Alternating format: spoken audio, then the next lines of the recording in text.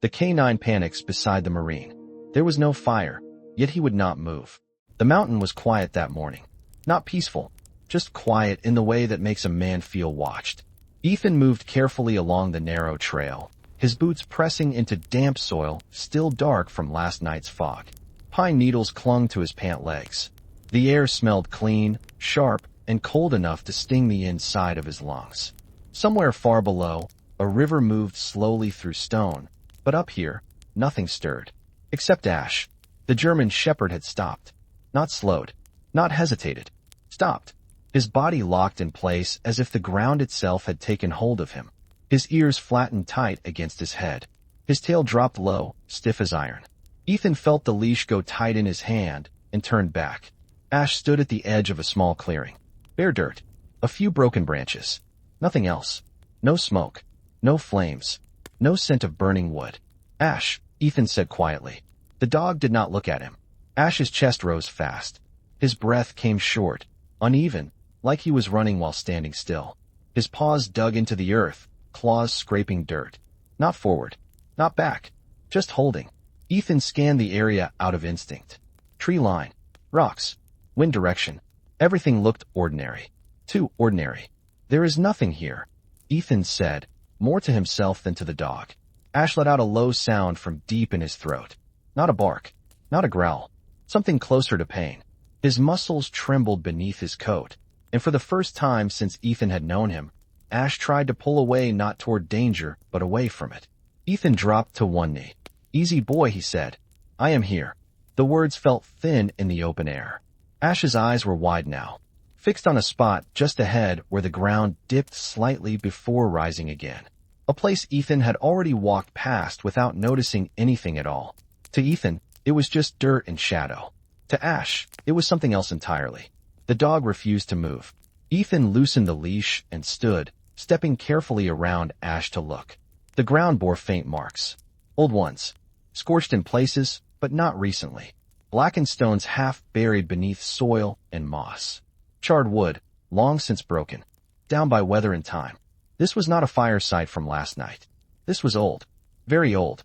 Ash whined softly and sank down onto his chest, refusing to stand again. His head lowered, nose almost touching the dirt. He inhaled deeply, then froze. Ethan felt a pressure build behind his ribs. Not fear. Recognition. He had seen this before. Not here, but somewhere else. Ash pressed his body flat against the ground as if trying to make himself smaller, or closer, or invisible. His paws trembled. His breathing slowed into something controlled but strained, like a man forcing himself not to cry. There is no fire, Ethan said again, his voice quieter now. Ash did not respond. Instead, he stayed. The wind shifted slightly, bringing with it the faintest trace of something sour and old. Burned wood. Melted plastic. The kind of smell that never truly leaves a place, no matter how many seasons pass over it. Ethan swallowed. Memory does not fade the way people think it does. It just learns to wait. Ash lifted his head and looked at Ethan for the first time. His eyes were not panicked now. They were focused. Heavy. As if he was asking something without words. Do you remember this too? Ethan felt his throat tighten. He did not know what Ash had seen here. He did not know who had been lost, or how long ago, or whether anyone had survived. But he knew this reaction. Knew it in his bones. This was not fear. This was recognition. Ethan reached out slowly and rested his hand on Ash's shoulder. The dog flinched once, then leaned into the touch. Not seeking comfort. Seeking grounding. I am not leaving, Ethan said. Ash stayed where he was. Minutes passed. Maybe longer. Time moved differently in that clearing. The mountain held its breath. Ethan stayed kneeling beside the dog, his hands steady, his eyes on the same empty patch of ground. Nothing happened. No rescue call. No miracle. No sudden answer. Just a Marine and a dog refusing to move on. Finally, Ash exhaled. A long, controlled breath. His muscles loosened just enough to stand, though his legs still shook. He took one step back, then another, never turning his eyes from the ground. Ethan stood with him. They did not investigate further. They did not mark the site. They did not speak.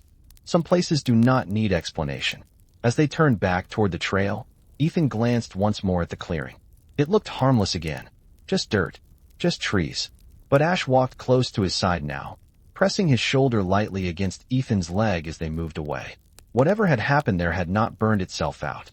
And whatever Ash remembered, it was not finished with them yet. Ethan did not speak as they moved down the trail. The mountain opened slowly before them, the trees thinning just enough to let pale morning light spill across the path. The air had warmed, but the chill still lingered close to the ground. Ash walked at Ethan's side, closer than before, his shoulder brushing Ethan's leg with each step. He had not done that earlier. Whatever had held him in that clearing had loosened, but it had not let go. They reached a narrow overlook where the slope dropped away into a shallow valley. Ethan stopped and knelt, resting his hands on his thighs. Ash lowered himself beside him without command. His breathing had steadied, but his eyes kept drifting back toward the trees they had left behind. Ethan followed his gaze. Nothing moved. "You smelled it," Ethan said quietly. Ash did not respond. He never did, but his ears twitched at the sound of Ethan's voice, just enough to say that he heard. Ethan reached into his pack and took out a canteen, unscrewing the cap slowly. He poured a small amount into the metal cup and set it on the ground. Ash leaned forward, sniffed, then drank carefully. Not rushed, not desperate, just enough. The way a soldier drinks after a long march. Ethan watched him and felt the familiar weight press against his chest. The kind that came without warning. The kind that had nothing to do with the present moment. He remembered another smell. Burned wood mixed with melted insulation. Hot metal. Smoke so thick it felt solid. He remembered standing just outside a door that would not open, hearing sounds from the other side that stopped too soon. He had been too late then.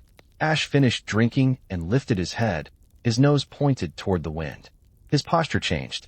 Subtle, but Ethan saw it. His body tensed again, not in panic, but in attention. "What is it?" Ethan asked. Ash took 2 steps forward and stopped. His paws pressed into the dirt, then shifted slightly as if testing the ground. He lowered his head and sniffed again. Ethan stood and moved with him. The trail curved around a stand of old trees, their trunks scarred and darkened near the base. The marks were faint, softened by years of weather, but they were there. Fire scars. Old ones. The kind left behind after the flames have taken everything they can reach. Ethan felt his stomach tighten. This was not a single incident. Not a lightning strike. Not an accident. This place had burned before. More than once. Ash moved slowly now, his steps careful, deliberate. He stopped at the base of one tree and pressed his nose to the bark. His breathing changed again. Shorter. Controlled. Ethan crouched beside him. "You were here," Ethan said. He did not know if it was a question or a realization. Ash lowered himself to the ground again, his body aligned with the tree as if guarding it. His eyes closed briefly, then opened. There was no fear in them now, only something heavier. Grief. Ethan placed his hand on the ground beside Ash. The soil was cool, damp. He could imagine how it must have felt years ago. Hot enough to burn, hot enough to trap. He imagined Ash here with another handler. A voice that sounded different from his own. A command that never came. Or came too late. No one had told Ash to leave. And so he had stayed. Ethan sat there longer than he meant to. The mountain remained quiet. No birds. No wind strong enough to move the branches. It felt like a place the world had stepped around and forgotten. "I know what that does to you," Ethan said finally. Ash opened his eyes and looked at him. "When you stay," Ethan continued, his voice steady but low, "you never stop wondering if leaving would have changed anything." Ash did not move. Ethan nodded once, as if the answer had been spoken aloud. He rose slowly, brushing dirt from his knees. "We cannot fix this," he said, "but we can remember it." Ash stood with him. They marked the location quietly, not with tape or signs, but in memory. Ethan took one last look at the scarred trees, then turned back toward the trail. Ash hesitated for a moment, glancing over his shoulder. Then he followed. As they walked away, the weight did not lift completely. It never did, but it shifted, shared now between a man and a dog who both understood what it meant to arrive after the flames were gone. Some places burn long after the fire ends, and some wounds do not ask to be healed. They ask only to be seen. The trail narrowed as the day moved forward. Ethan felt it before he saw it. The way the ground sloped differently. The way the air thickened, holding sound instead of letting it travel. Ash slowed again, though this time he did not stop completely. His pace shortened, careful and measured, as if every step carried weight. They had been walking for a long while when Ethan noticed the shift in light. The sun no longer reached the forest floor here. The trees grew closer together, their branches overlapping overhead, turning the path into a long corridor of shadow. The smell changed again. Not smoke, not fire, something older. Damp wood, rusted metal, time. Ash lifted his head and turned slightly to the left. Ethan followed. Off the trail, barely visible through brush and fallen limbs, stood the remains of a structure. Not much was left. A collapsed roof, blackened beams half buried in earth, a wall frame leaning inward as if exhausted. A cabin. Ethan stopped. Ash stepped forward and then froze, every muscle tight. His ears flattened again, but his body did not shake this time. He stood tall, alert, eyes fixed on the ruins. "This is it," Ethan said quietly. The words came without thought. Ash moved first. He did not rush. He walked slowly toward the cabin remains, his head low, nose working the air. Ethan followed at a distance, careful not to crowd him. The ground around the structure was uneven, scarred by old fire lines and scattered debris. Ash circled the perimeter once. Then he stopped near what had once been a doorway. He sat. Ethan felt something tighten deep inside him. Ash had been trained to search, to advance, to clear. Sitting meant something different. Sitting meant waiting, guarding, staying. Ethan approached and knelt beside him. Inside the cabin, the floor had collapsed, revealing a shallow depression filled with ash and dirt. Sunlight filtered through broken boards, catching on bits of melted glass and twisted metal. Ethan recognized the shape of an old stove, warped by heat. This was not a random burn site. This was a home. Ash lowered his head and pressed his nose close to the ground just inside the doorway. He inhaled slowly. His chest rose and fell once, twice. Then he lay down. Ethan did not stop him. Ash stretched his body across the threshold, front paws inside the ruin, back paws still outside. Half in, half out, as if caught between worlds. Ethan swallowed hard. He had seen this posture before, years ago, though not here. A child refusing to leave a room. A man sitting beside a body long after the medics had gone. Ash was not searching now. He was remembering. Ethan reached out and rested his hand on Ash's back. The dog did not flinch. His breathing was steady, controlled, but his eyes never closed. "You stayed," Ethan said. The word carried more weight than it should have. Ash's ears twitched slightly. Ethan let his hand rest there, grounding himself as much as the dog. He looked around the cabin ruins again, imagining what it must have been like before the fire. A table, a chair, someone laughing, someone sleeping, someone not getting out in time. Ethan felt the familiar pull of guilt rise in him. The same question he had carried for years.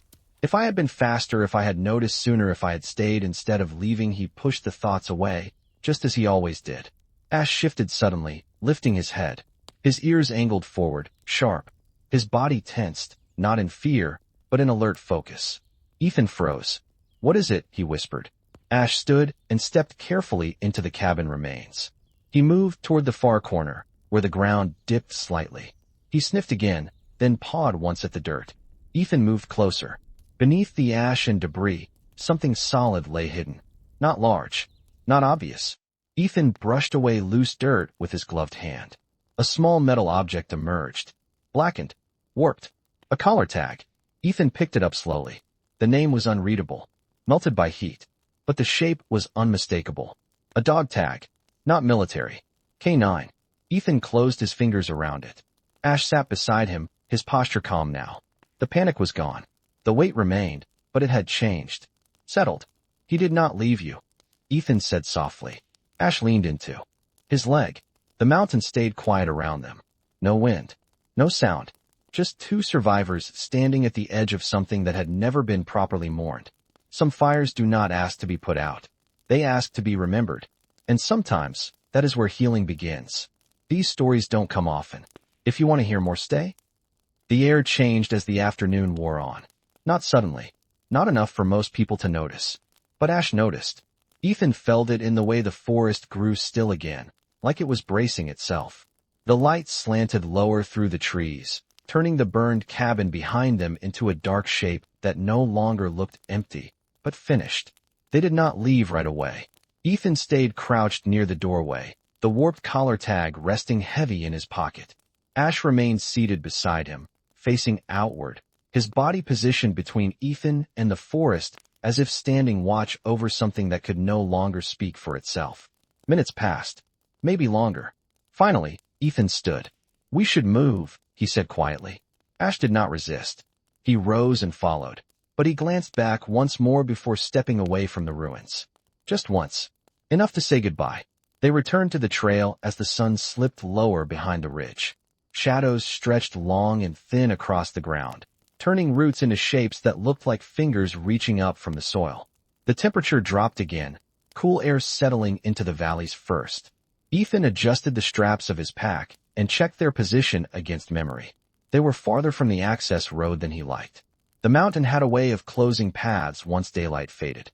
Ash walked ahead now, not pulling, not lagging. Focused. His earlier panic had burned itself out, leaving behind something quieter. Purpose. The forest opened slightly as they descended, revealing a narrow creek cutting through stone. Water moved slowly there, dark and reflective, carrying the faint smell of iron and wet earth. Ethan knelt and refilled the canteen, then rinsed his hands in the cold water. Ash watched the water closely but did not drink. "You are listening," Ethan said. Ash lifted his head. A sound carried faintly through the trees. Not loud. Easy to miss. A voice. Ethan froze. He stood slowly, heart tightening as he focused on the direction of the sound. It came again. Weak. Broken. Human. "Help," the voice called. Ash reacted instantly. Not with panic. Not with fear. He moved. Ash turned sharply and trotted upstream along the creek, his nose low, ears forward. Ethan followed without hesitation, boots slipping slightly on wet stone as he pushed forward. The voice came again. Closer now. They rounded a bend and saw him. A man lay near the edge of the creek, half propped against a rock, his leg twisted at an unnatural angle.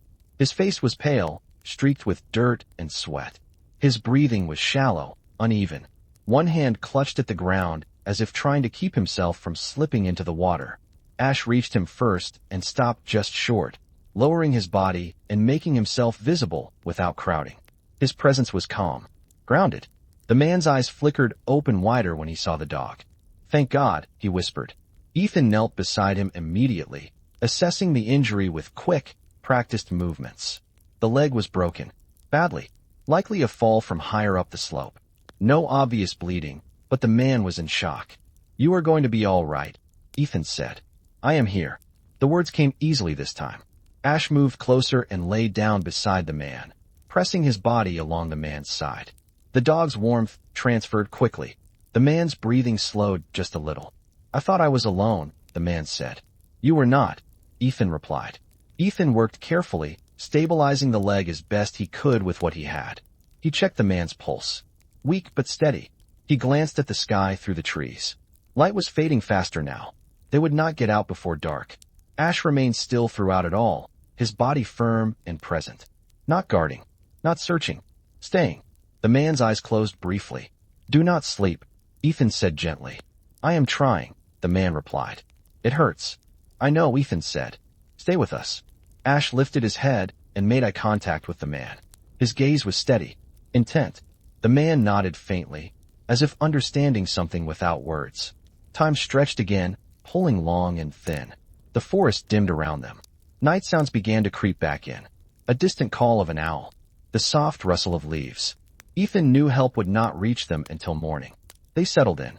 Ethan adjusted his position to block the wind. Ash shifted slightly to keep his body pressed against the injured man. None of them spoke for a long while. Finally, the man broke the silence. "I smelled smoke earlier," he said weakly. "Thought it was my imagination." Ethan's hand stilled. "So did he," Ethan said, nodding toward Ash. Ash did not move. "I followed it," the man continued. "Thought maybe someone needed help." Ethan closed his eyes briefly. "Sometimes," he said, "the mountain keeps old memories alive." The man nodded, though it was unclear if he fully understood. They stayed there through the darkening hours. Through pain. Through cold. Through the slow passing of time that feels heavier when you are waiting for daylight. Ash did not leave the man's side once. Not when the man drifted toward sleep. Not when the night grew colder. Not when Ethan stood watch. When dawn finally began to pale the sky, rescue came. Voices. Lights. Movement breaking the stillness at last. The man was lifted carefully, secured, carried away. Before they took him, he reached out and touched Ash's head. "Thank you," he whispered. Ash held his gaze until the man was gone. As the noise faded and the forest returned to itself, Ethan and Ash stood alone again by the creek. Another life saved. Another place that would remember them. Some miracles do not come with fire or noise. They arrive quietly, and they stay just long enough to matter. Morning came slowly to the mountain. Not with warmth, but with clarity. The creek reflected a pale gray sky as mist lifted from the water and drifted into the trees. The sounds of rescue had faded hours ago, leaving behind the familiar quiet that followed urgency. Ethan stood near the bank, watching light return to places that had held darkness through the night. Ash sat beside him. The dog had not slept. Not fully. His posture remained alert even now, ears turning at every distant sound. But there was no tension in him anymore. Only readiness. Ethan exhaled and felt the weight of the night finally begin to loosen. They had done what they could. They had stayed. And for once, it had been enough. Ethan crouched and ran his fingers through the cold water, then wiped his hands on his pants. He looked at Ash and nodded once. "We are heading back," he said. Ash rose immediately. They followed the creek downstream until it narrowed and disappeared beneath fallen stone. The trail appeared again beyond the bend, faint but familiar. Ethan checked the sky through the trees and adjusted his pace. They had time now. No one was waiting. No one was calling for help. That was when Ash slowed. Not stopped. Slowed.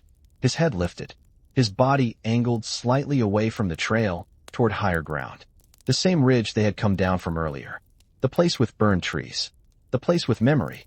Ethan noticed the shift and stopped. "What is it?" he asked quietly. Ash did not look back.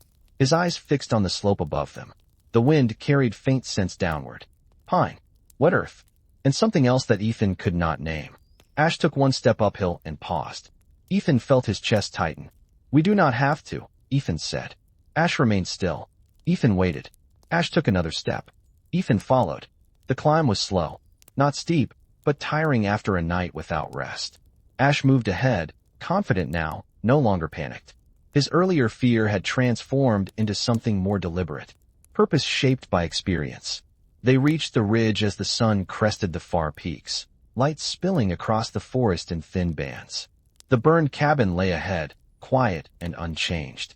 Ash stopped several yards away and sat. Ethan stood beside him. Neither moved closer. They did not need to. Ash lowered his head briefly, then lifted it again. His posture relaxed. The tension that had held him since the day before seemed to ease, not vanish, but settle into something manageable. Ethan understood. This was not about searching, not about finding anything new. This was about closing a circle. Ethan reached into his pocket and took out the warped collar tag. He turned it once in his hand, then knelt and placed it gently at the base of a scarred tree near the cabin. Ash watched. "He is not forgotten," Ethan said. Ash leaned closer and touched his nose to the ground beside the tag. He inhaled once, deeply, then stepped back. The moment passed quietly. They turned away together. The descent felt different this time. Lighter. The forest seemed less heavy, less crowded with old silence. Birds moved again in the canopy. Wind stirred leaves that had been still for days. Ethan felt a familiar ache. Rise in him. Not sharp. Not overwhelming. The kind that reminded him that memory does not disappear, but it can change shape. Ash walked close again, shoulder brushing Ethan's leg. Ethan smiled faintly. "You stayed," he said. Ash did not respond. He never did. They reached the lower trail by late morning. The access road lay ahead, faint through the trees. Civilization. Noise. Movement. Ethan paused one last time and looked back toward the ridge. Some places asked to be saved. Some asked only to be remembered. Ash sat beside him, facing forward. They moved on together, leaving behind a place that had finally been seen. Not every miracle arrives in time to stop the fire. Some arrive later, to teach what staying really means. The road came into view just after midday. It was not much of a road. A narrow strip of gravel pressed into the mountainside, marked by tire tracks and the occasional broken branch dragged aside by passing trucks. But to Ethan, it meant signal, access, and the thin line between staying and leaving. Ash slowed as they approached it. His ears turned outward, tracking distant sounds that Ethan could barely hear.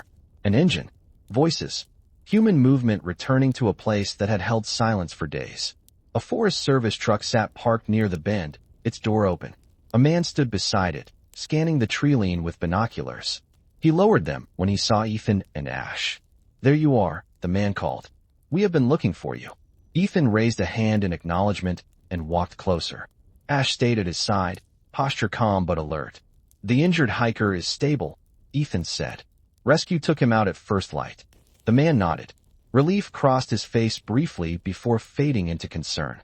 "Weather is turning. Wind is coming in from the west. We are closing access to the upper ridge. Everyone needs to clear out." Ethan looked back toward the forest without meaning to. Ash followed his gaze. "We are heading down," Ethan said. "We just came from there." "That is not an option anymore," the man replied. "Conditions up there are not safe. Old burn areas are unstable. Trees come down without warning." Ethan understood. He had given the same orders before, years ago, when he still wore the uniform. "We will move," he said. Ash did not. The leash tightened suddenly. "Ethan, look down." Ash had stopped again. His body angled toward the forest, not in panic, not frozen, but firm. His paws were planted. His muscles engaged. The man noticed. "Is he all right?" he asked. Ethan did not answer immediately. Ash's breathing remained steady. His eyes were fixed on the ridge line beyond the road. The place they had just left. The place that had already taken something from him. "Ash," Ethan said quietly. The dog did not move. Ethan felt the familiar conflict rise. Duty against instinct. Order against presence. "We need to go," Ethan said. Ash stayed. The man shifted uncomfortably. "We cannot have you lingering up there. It is not safe." Ethan knelt beside Ash and placed his hand on the dog's chest. He felt the steady rhythm beneath his palm. "You stayed long enough," Ethan said softly. "You did your job." Ash's ears flicked, but his body remained anchored. Ethan exhaled slowly. He looked up at the man. "Give us a minute." The man hesitated, then nodded. 1 minute. Ethan leaned closer to Ash. "No one has left," he said. "We saw it. We honored it. You do not have to hold this anymore." Ash's eyes shifted slightly, meeting Ethan's for the first time since stopping. The moment stretched. Wind moved through the trees above them, carrying the creak of old wood and the faint scent of damp ash. The mountain felt restless now, as if reminding them that staying too long carried its own cost. Ash finally shifted his weight, just a little. Then he stepped back. The leash slackened. Ethan rose slowly, keeping his hand on Ash's shoulder as they turned toward the road. Ash walked with him, close and steady, though his head turned once more toward the forest as they passed the truck. The man let out a breath he had not realized he was holding. "Good dog," he said. Ash did not react. They moved down the road together, gravel crunching beneath their boots. The forest receded behind them, folding back into itself as if nothing had happened. But Ethan knew better. Some places leave marks that cannot be seen. As they reached the lower trailhead, the wind picked up again, stronger now. Branches swayed overhead. A tree cracked somewhere higher up the slope, falling unseen. Ethan did not look back. Ash did not pull. They had stayed. They had left. Both were necessary, and both would follow them long after the mountain disappeared from view. The lower station came into view by late afternoon. It was a small structure tucked beside the road, built from concrete and weathered wood. A place meant for maps, radios, and waiting. Ethan led Ash inside, closing the door gently behind them. The air smelled of dust, old coffee, and cold metal. Ash paused just inside the doorway.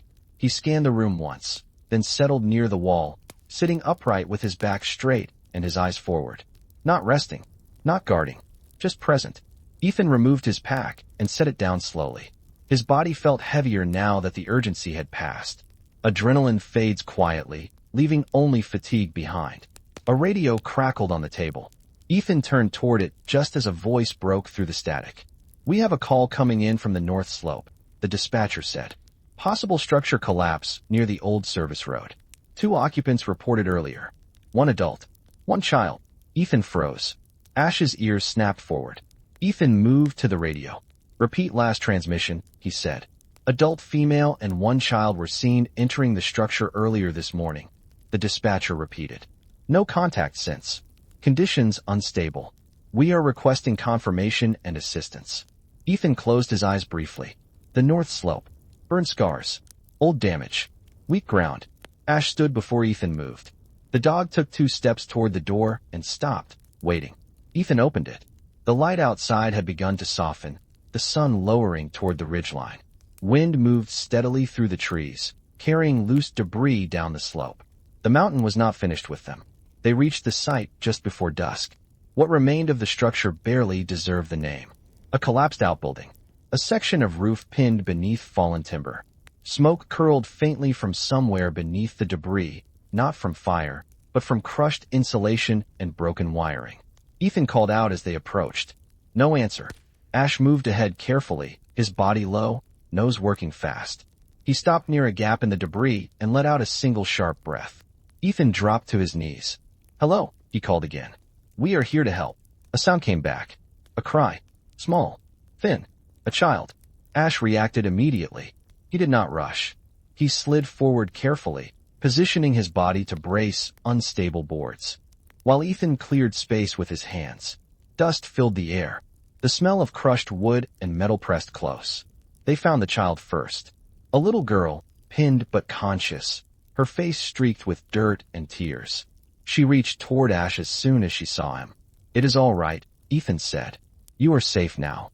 Ash lay down beside her, pressing his side against her small frame. The girl clutched his fur and sobbed. Ethan worked quickly, freeing her leg, stabilizing her body. The girl cried out once, then quieted as Ash stayed still, absorbing her fear. "She is here," the girl whispered. "My mom is here." Ethan swallowed. He looked beyond the child, deeper into the wreckage. They found the woman minutes later. She had shielded the child with her body when the structure collapsed. The weight had crushed her chest. There was no breath, no pulse. Ethan knew before he finished checking. He sat back slowly. The girl's crying turned frantic. "Mom," she called. "Mom, wake up." Ash lifted his head and looked at Ethan. The dog did not move toward the woman. He stayed with the child. Ethan felt the familiar pain rise again. The same one that never truly left. The one that whispered that being too late was worse than not arriving at all. He steadied his voice. "She cannot wake up," he said gently. "But she kept you safe." The girl shook her head. "She promised." Ash pressed closer. The wind picked up outside, rattling loose boards and carrying the smell of damp ash through the air. Dusk deepened into evening. Ethan wrapped the child in his jacket and lifted her carefully. Ash walked beside them, never breaking contact. Rescue arrived shortly after. Lights. Voices. Hands reaching in. The child was carried away first. As they moved her toward the waiting vehicle, she turned her head back toward the wreckage. "My mom," she said again. Ethan looked at Ash. The dog did something he had not done all day. He barked once. Not loud. Not sharp. Just enough. The sound cut through the air, steady and grounding. The child stopped crying and looked at him. Ash met her eyes. He stayed with her until the doors closed. The woman was recovered after. Night had fully settled by the time the site grew quiet again. Ethan and Ash stood together at the edge of the clearing. They had saved the child, not the mother. Ethan felt the familiar ache press hard against his chest. The old guilt stirred, sharp and alive. Ash sat beside him. The dog leaned into Ethan's leg, not seeking comfort, but offering it. They did not speak as they turned away. Some miracles arrive too late to save everyone, but they arrive in time to save someone. And sometimes, that is what staying is for. The night settled fully by the time they returned to the lower station. Lights from the rescue vehicles faded down the road, leaving behind the hum of insects and the slow breathing of the forest. The mountain had gone quiet again, as if nothing had happened, as if it had not taken and given within the same hour. Ethan sat on the wooden step outside the station, elbows resting on his knees. His shoulders sagged now that there was nothing left to hold together. Ash lay beside him, his body stretched along the cool ground, head lifted, eyes open. Neither of them slept. Inside, the radio murmured with distant voices, updates that no longer required their attention. The child was safe, warm, on the way to a place with lights and walls, and people who would stay awake all night if needed. The mother was gone. Ethan closed his eyes and breathed in slowly. The smell of pine and dust filled his lungs. It did not erase the images, but it steadied them. Ash shifted slightly, pressing his side against Ethan's leg. The contact was firm, intentional, a reminder of weight. of presence. You did what you could, Ethan said quietly. Ash did not move. Ethan looked down at him. The dog's ears twitched at the sound of his voice, but his gaze stayed fixed on the dark tree line beyond the station. Watching. Always watching. They both mattered, Ethan continued. The one who stayed, and the one who lived. Ash turned his head and met Ethan's eyes. There was no judgment there. No question. Only recognition. The mountain wind moved softly through the branches overhead. Somewhere far off, a branch cracked and fell, the sound dull and final. Ethan felt the echo of it in his chest. He thought of the burned cabin, the collar tag, the ridge that still carried old heat in its memory. He thought of the child's hand gripping Ash's fur, the way the dog had stayed when there was nothing else to be done. Not everyone is saved. That truth had shaped Ethan's life long before this mountain ever did. Ash rose slowly and turned, circling once before sitting again, closer now. His shoulder pressed into Ethan's knee. The contact was simple. Steady. Ethan rested his hand on Ash's head. We will keep going, he said. When it is time. Ash exhaled. The sound was quiet, almost lost in the night. They sat together until the stars grew brighter overhead, until the mountains settled into a deeper silence. No orders, no calls, no urgency. Just a Marine and a dog who understood that staying did not always mean saving everyone. Sometimes, it meant staying long enough to honor what was lost. And sometimes, that was the miracle. Dawn arrived quietly. A thin line of light slipped over the ridge, touching the tops of the trees before finding the ground. The mountain did not announce it. It simply allowed the night to loosen its hold. Ethan stood and stretched, his body stiff from hours of stillness. Ash rose beside him, calm and steady, as if the darkness had never weighed on them at all. The station behind them remained silent. No new calls, no alarms, just the slow return of birdsong. They walked a short distance from the building to where the trail began again. The forest looked different in daylight. Less heavy, less crowded with memory, but not empty. Ethan stopped and rested his hand on Ash's shoulder. We will be back, he said, when we are needed. Ash looked ahead, ears forward, eyes clear. They did not look back toward the ridge. They did not need to. Some places stay with you without being seen again. As they moved down the trail together, the mountain remained behind them, holding its scars and its silence. What had been lost was not undone. What had been saved was not forgotten. Some stories do not end in victory. They end in grace. And sometimes, the quiet act of staying is enough to carry two souls forward into the light. Some stories don't end with rescue. They end with someone choosing to stay. If this story makes you pause for a moment, please stay.